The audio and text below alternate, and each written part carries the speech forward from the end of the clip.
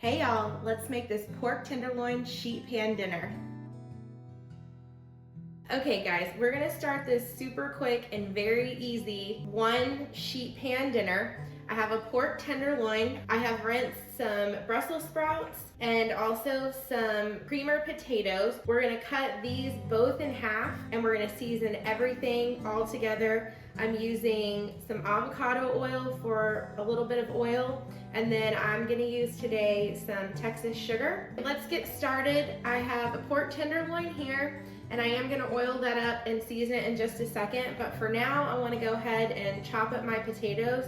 We're gonna bake this at 425 for about 45 minutes so that our pork can cook all the way through. So let's chop this up, season it, and get it in the oven.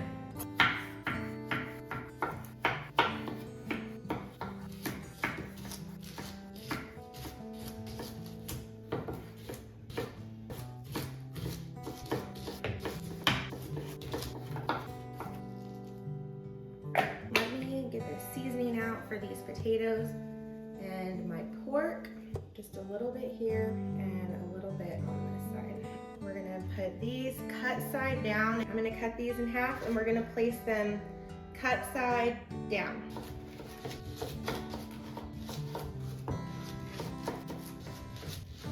We're gonna give this one last little drizzle of oil and one last sprinkle of seasoning. And we're gonna put this into a preheated 425 degree oven.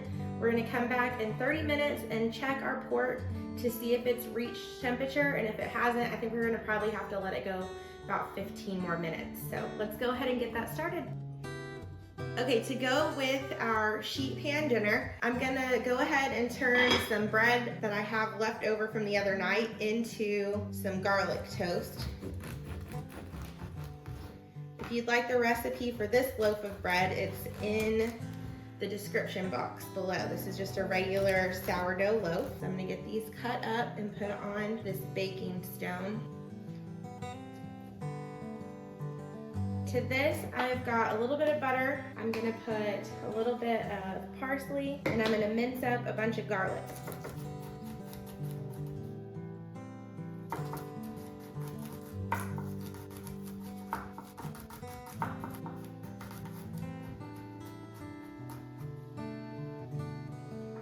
Now we're just gonna melt this butter in the microwave and then put it on top.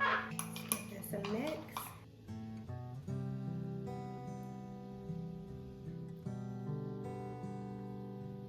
Now we're gonna put a little bit of pepper,